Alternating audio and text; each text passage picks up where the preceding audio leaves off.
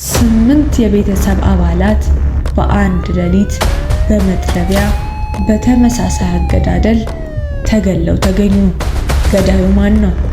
ማንስ ሊገላቸው ፈለገ? ይህ ሚስጥር እስካሁን ሊፈታ አልቻለም። የቪሊስካ የመጥረቢያ ግድያ ሰኔ 10 ቀን በ1912 ዓ.ም በኦሃዮ ግዛት በምትገኝ ቪሊስካ የምትባል ትንሽና ጸጥተኛ ከተማ ውስጥ አንድ እጅግ ዘግናኝ ድርጊት ተፈጸመ።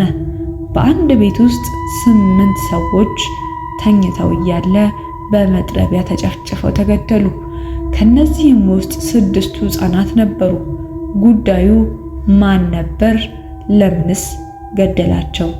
ከ100 ዓመታት በኋላም መልስ ያልተገኘለት የቪሊስካ የመጥረቢያ ግድያ ሚስጥር ዛሬም ድረስ ያሸብራል። የቤቱ ባለቤት ጆሲያ ሙር ስኬታማ ነጋዴ ነበር። እሱ፣ ሚስቱ ሳራና 4 ልጆቻቸው ደስተኛ ሕይወት ነበራቸው። በዚያች ምሽት ደግሞ የልጆቻቸው ጓደኞች የሆኑ 2 እህትማማቾች ስቲሊንጀር እህቶች በቤታቸው አድረው ነበር። ከሌሊቱ 7 ወይም 8 ሰዓት አካባቢ ሁሉም በከባድ እንቅልፍ ውስጥ እያሉ አንድ ሰው በቤቱ ጣሪያ ውስጥ ተደብቆ ይጠብቅ ነበር። ገዳዩ መጀመሪያ ወደ ባልና ሚስቱ መኝታ ክፍል ገባ። ጆሲያ ሙርን እና ሚስቱን ሳራን በመጥረቢያው ጀርባ ጭንቅላታቸውን ፈረካከሰው። ከዚያም በኋላ ወደ ሕፃናቱ ክፍሎች በማምራት 6ቱን ሕፃናት በተመሳሳይ ሁኔታ ገደላቸው።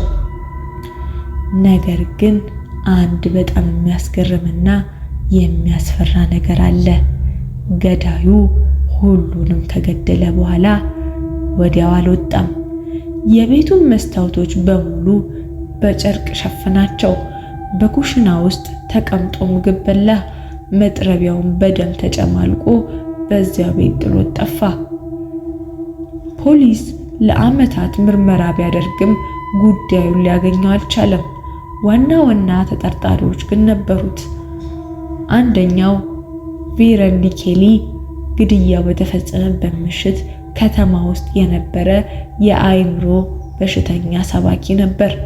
እግዚአብሔር ነው ሕፃናቱን ግደላቸው ያለኝ ብሎ መጀመሪያ ቃሉን ቢሰጥም ኋላ ግን ክሱን አሸንፎ ወጣ። ሁለተኛው ፍራንክ ጆንሰን የጆሲያ ሙር የንግድ ተቀናቃኝ ነበር። ግድያውን ሰው ቀጥሮ አስፈጻሚ ተብሎ ተጠርጥሮ ነበር። ዛሬ ቤቱ ምን ይመስላል? ዛሬ ይህ ቤት የቪሊስካ የመጥረቢያ ግድያ ቤት ተብሎ ይታወቃል። ዓለም ላይ ካሉ እጅግ መናፍስት የሚታይባቸው ቤቶች አንዱ ተደርጎ ይቆጠራል። ጎብኚዎች የልጆች ሳቅና ለቅሶ እንሰማለን ይላሉ።